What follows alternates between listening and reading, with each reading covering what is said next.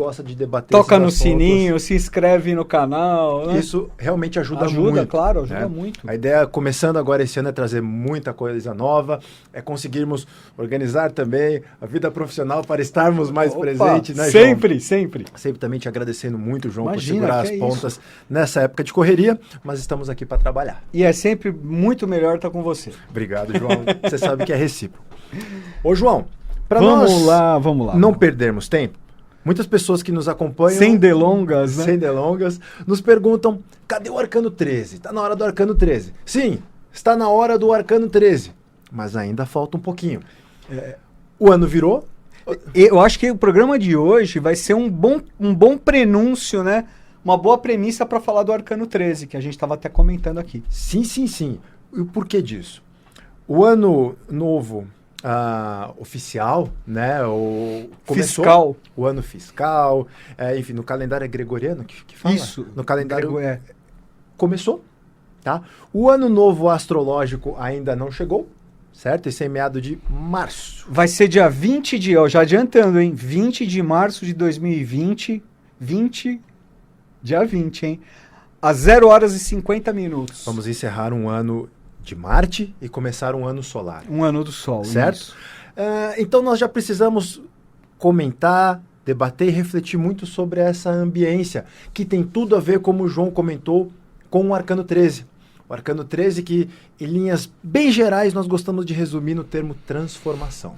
Certo? Sim. João, para quem gosta de astrologia, para quem participa de estudos esotéricos, há muito se fala sobre o ano de 2020. Tão decantado, aguardado, temido ano de 2020. Principalmente, né? Temido. Temido, E até já para introduzirmos o assunto, falam que... E aí agora eu queria muito ouvir você, João, porque você é quem vai ter base para fundamentar a nossa conversa. É muito falado que 2020 vai ter uma composição astrológica muito semelhante à da Revolução Francesa. É isso? Guarda alguma semelhança. Legal. João, então eu queria que você explicasse, agora vamos eu diria que a de 2020 é bem mais interessante do que a de 1789. Mais interessante do que daquela época. Eu acho. Bem mais. Olha só. Muito forte, muito simbólica, muito significativa. Nós vamos ter oportunidade para falar muito disso, viu? Então vamos mergulhar nisso. Vamos lá. João, 2020... Logo vamos falar sobre o 2020, mas eu queria você com as suas anotações aí, eu quero deixar você livre para você começar por onde você quiser. Tá bom. Eu ia falar do 2020 um pouco. Manda ver, manda tá? ver. Não, então beleza, vamos só falar um pouco do 2020, depois nós vamos ter oportunidade, pessoal, para falar melhor, para desenvolver mais. Tá, mas primeira coisa, vamos tentar deixar de lado as interpretações, né, as previsões meramente fatalistas. Meramente fatalistas. Temos que tomar cuidado com isso, né? Existe a polaridade. Sempre existe a polaridade. Né? Uma das razões de se temer o ano de 2020, né? Primeiro porque ele entra, como ano fiscal 1º de janeiro, entra ainda sob a égide de Marte, né, que é o planeta guerreiro, ao mesmo tempo é o planeta da bondade também, é o planeta da coragem. É isso, entendeu? É o símbolo de Marte, né, o símbolo transcendido de Marte é o Cordeiro de Deus, é o INRI, né? Ignea Natura Renovatum Integra, né? Da placa lá da Cruz de Cristo, né? Fala que a natureza toda é renovada pelo fogo, né? O fogo, o significado de cordeiro etimológico se remete a fogo, se remete a ígneo, se remete a Agni, né? Então você vê, tudo é polar. Então primeiro isso. Nós falamos muito no processo iniciático, aqueles que nós consideramos os mistérios maiores, que os astros inclinam, mas não obrigam. Não obrigam, claro, sempre. É como a nossa consciência trabalha diante de um mapa, diante de um cenário de possibilidades. Não, e por exemplo, Marte é tido, né? Entre aspas, na astrologia tradicional, que nós devemos fugir da astrologia tradicional, devemos respeitá-la, lógico, é a base da nossa tradição. Mas nós estamos na era de Aquário. Existem outros elementos. Existe não me vem outra palavra, um upgrade aí na astrologia e nas ciências herméticas em geral, em tudo. E nas ciências humanas, e na consciência. Então, a gente tem que tomar cuidado. Falar assim, Marte e Saturno são planetas maléficos, né? Sai fora disso, esquece isso, tá? Então, uma das questões, né, de mau agouro a princípio do ano de 2020 está ligado, primeiro, que está entrando ainda no ano de Marte, e porque 2020 é o arcano 20, que é o arcano julgamento, que é o arcano de Saturno, né? Claro que existe uma força grande de Saturno, nós estamos no 4º ano, né? Vamos entrar no 4º ano do ciclo astrológico de 35 anos regido por Saturno, que aí guarda uma semelhança muito grande com a Revolução Francesa, né? A Revolução Francesa aconteceu também no último ciclo de 35 anos regido por Saturno. Nós vamos entrar agora no 4º ano regido por Saturno, né? Mas também existe, né, 2020, nós não podemos esquecer, né, 20 mais 20, né, é 40, certo? A soma é 40. E 40, na numerologia hebraica, corresponde ao arcano 13, que nós vamos falar. Né? A morte, a grande mãe, a grande transformação. Sim. Ao mesmo tempo, né, tem a força do 2 duplo. O 2 duplo é o que? É o 22, o arcano 22, que é o arcano mundo, que é o arcano a vitória, é o Tav, a letra hebraica Tav. A conclusão de todo um processo evolutivo. A conclusão de todo um processo evolutivo, né? É a esfinge desvelada, é o final da evolução, o mistério o desvelamento do mistério da esfinge, das nossas esfinges. E o arcano 22 é um arcano regido pelo planeta Sol, sim, que é o regente do ano de 2020, de março, que começa a partir de março, do ciclo 20 e 21. 20 de março de 2020 a 20 e 21 de março de 2021 é regido pelo Sol. João, um rápido comentário que eu queria fazer. Sem adiantar muitas coisas, porque nós ainda teremos um programa só sobre o Arcano 20, mas eu queria só pincelar alguns rápidos aspectos. Por favor. O Arcano 20 ele é chamado de o julgamento. Um arcano regido por Saturno. 20, o julgamento, ele está associado diretamente a transições cíclicas. Essas transições cíclicas se dão entre ciclos menores, ciclos de tamanhos intermediários e de ciclos maiores. Eu gosto muito de associar a ideia de uma transição cíclica com o provão do final de ano de quando a gente está na escola. Então, chega no final do ano, na época que a gente está na escola, tem aquela prova que tem toda a matéria que nós aprendemos no ano. E aí é avaliado se nós temos condição de passar para o próximo ano. Se estamos aptos, né? Se estamos aptos, ou se nós vacilamos, não entendemos ou não nos esforçamos ao longo desse ano e precisamos fazê-lo novamente. Esse é o meu entendimento sobre as transições cíclicas. E é isso que se aplica um julgamento. Então, partindo para essa existe questão... o repetir de ano, ser reprovado, existe o... Tá bom, você passa, mas você passa com umas dependências, né? Vai ficar umas coisinhas para você acertar. Exatamente. E eu gosto de entender isso da seguinte forma. Um período evolutivo ou um ciclo é um momento em que há determinado processo de consciência a ser despertado, a ser trabalhado, a ser lapidado. Um conceito evolutivo. No final desse ciclo, é avaliado. Foi entendido? Está apto para assimilar, para começar a desenvolver um novo estado de consciência? Se sim, colhe os benefícios também, os desafios, mas também os benefícios, os upgrades, como você comentou, desse novo estado de consciência. Caso contrário, é exatamente isso. Parceiro, faz de novo, ou então, vamos empurrado, mas você tem coisinha que você precisa acertar ainda desse outro período para você aproveitar na plenitude esse novo processo. Sim. Agora, sobre essa regência de Saturno, Saturno, como você falou, é visto ainda de um jeito relacionado ao negativo, relacionado a coisas mais pesadas. Porém, bem e mal, certo e errado, são convenções nossas e completamente relativas. Então, o entendimento de Saturno como regente de um processo de julgamento é bem aquela ideia do seguinte: como estão suas bases, João?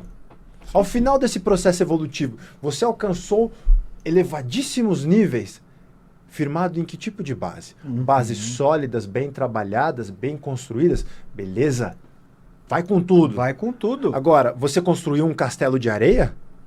A primeira onda que vier, já é. É, a história dos 3 porquinhos, da cigarra e da formiga, né? Essas fábulas infantis. É assim que eu gostaria de fazer essa rapidíssima introdução ao Arcano 20 para nós levarmos em conta esse 2020. Não, e é isso mesmo. Porque, inclusive, o que acontece, né? Saturno é o senhor da evolução. Ele representa o alfa, o começo da evolução, né? Por isso é o avô do universo. Simbolizado por uma figura de um ancião, né? Cronos. Então ele é o senhor das responsabilidades e ele cobra mesmo, né? Saturno cobra, Cronos cobra mesmo. Mas ele também, ele conhece, como ele acompanha a evolução desde o princípio, ele sabe, vamos dizer assim, de uma maneira muito coloquial, assim, ele sabe tudo sobre nós. Entendeu? É a consciência dos Asuras, né? Sabe tudo sobre nós, Jivas, sobre nós humanos, sabe tudo, né? Então, a tônica dele como luz é sabedoria. O ancião representa a sabedoria, né? E a gente pode falar que, na verdade, Saturno é o amoroso. Só que ele é o rigor no amor, né? Ele mostra o amor dele através do rigor. Então é isso que você está falando. Para você passar de ano, você vai ter que sentar o bumbum lá na cadeira, né? E vai ter que estudar, e vai ter que se esforçar, e vai perder ganhar finais de semana. Vai perder finais de semana de lazer, mas vai ganhar, né? Enfim, em cultura, né? em conhecimento, tudo. Consciência, em né? consciência, no último sentido, em consciência. Né? Então, Saturno tem esse tom. Agora, trazendo a questão para um lado mais astrológico mesmo, né? o que tem provocado uma inquietação, e aí eu concordo, né? Uma inquietação realmente gera. É que os aspectos astrológicos relacionados ao ano de 2020, que já no momento atual, são muito simbólicos, são muito significativos. É interessante a gente observar, nós procurarmos observar o mundo ao nosso redor. O ano começou pegando fogo? Exatamente. E observar nós mesmos, entendeu? Porque as questões são muito fortes, né? Falando especificamente, você veja que não existe causalidade, não existe casualidade. Né? Hoje é dia 10 de janeiro, né? E hoje, às 17 horas, nós teremos um eclipse lunar. O primeiro eclipse lunar de 2020. Né? O eclipse lunar que é marcado pela oposição do Sol no signo de Capricórnio com a Lua no seu domicílio no signo de Câncer, tá? Sol em Capricórnio, Lua em Câncer. Sol em Capricórnio, Lua em Câncer, né? Tendo os nodos lunares, né? O nodo sul em Capricórnio e o nodo norte no signo de Câncer, né? Esse processo já está há mais de um ano que os nodos estão nesses signos, né? Que representam, dentre outras coisas, toda a tradição, toda a base. Nós estamos falando de embasamento, né? A Lua, Câncer, traz toda a memória. Família, né? Traz toda a memória, traz toda a base. E Saturno traz toda a estrutura. Né? Então, a oposição mexendo com esse eixo de estruturas. Ô, João, e só uma coisinha. Um eclipse lunar é aquela circunstância em que a Terra fica exatamente entre Lua e o Sol. Fica um certo? Alinhamento, assim. É um alinhamento. A Terra alinhada ao Sol e a Lua. E o Sol e a Lua em oposição. Por isso que o eclipse lunar acontece na lua cheia. Há 15 dias exatos, dia 20, na primeira hora do dia 26 de dezembro de 2019, houve um eclipse parcial do Sol. Né? Quando a Lua e o Sol estavam em conjunção. Era uma Lua nova. Existem... por isso que na Lua nova se fazem rituais teúrgicos, né? Na Lua nova, muito fortes. A Lua nova, o primeiro dia de Lua nova é um dia muito forte. Assim como o primeiro dia de Lua cheia também, né? Aí é uma polaridade. Mas no dia 26 foi a conjunção do Sol com a Lua, estando a Lua e o Sol conjuntas aí relacionadas ao nó do sul lunar, no signo de Capricórnio. Agora, o que acontece? Fazer um apanhado rapidinho, geralzão, e depois nós vamos desenvolver. João, se precisar, continuamos em outros programas. Não, vamos ter que continuar, com certeza. É muita coisa para falar, né? Vamos despertar os macaquinhos. Seremos umas 12 eternidades. Né? Vamos despertar os macaquinhos nos nossos sótãos e vamos lá. O que acontece? Já está...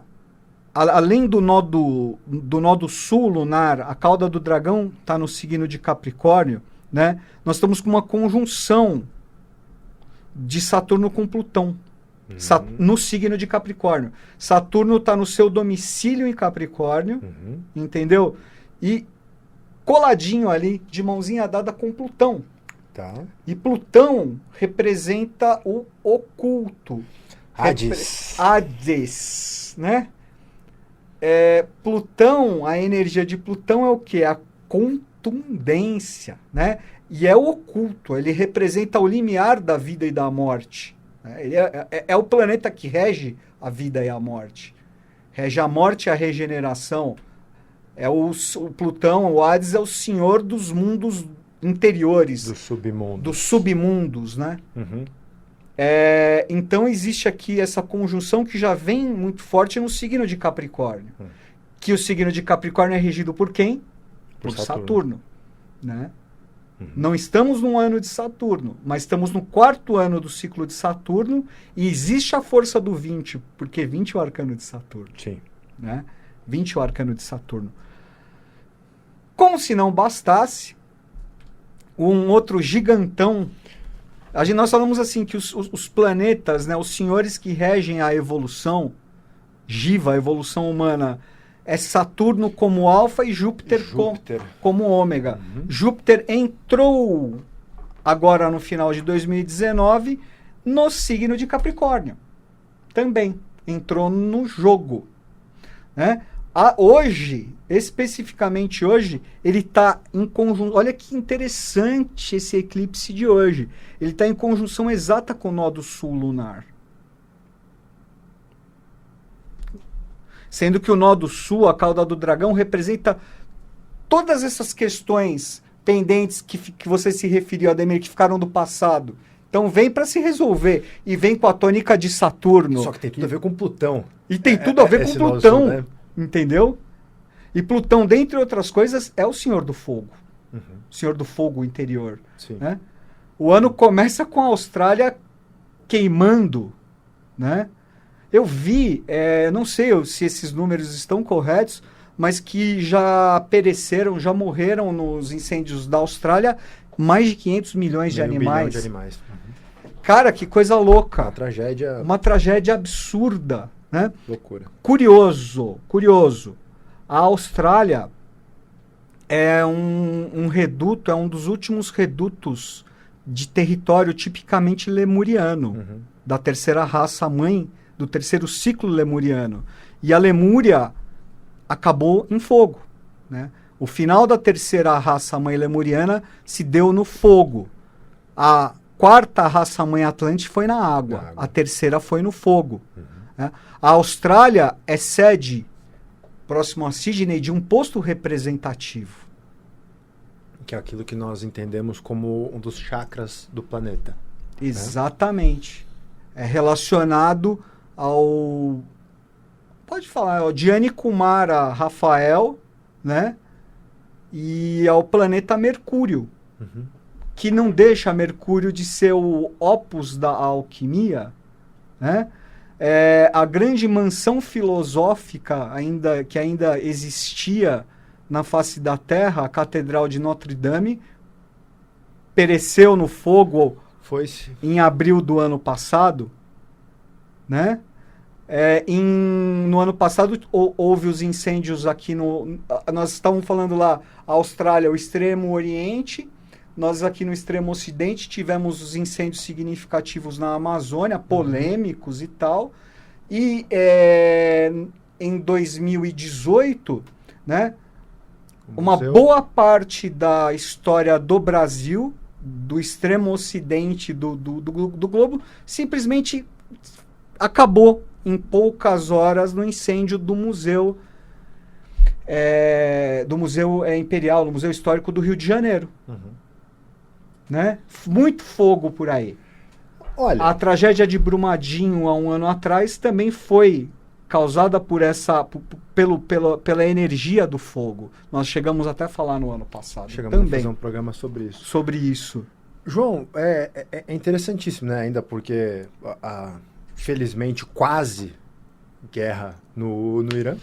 Sim. Né? O assassinato do general iraniano no dia 3 de janeiro. Então, o que eu vejo? Só que, ao mesmo muito desses aspectos, eu gostaria, confesso que eu não tenho fundamento nenhum para interpretar essa questão na Austrália, com exceção desse aspecto lemuriano.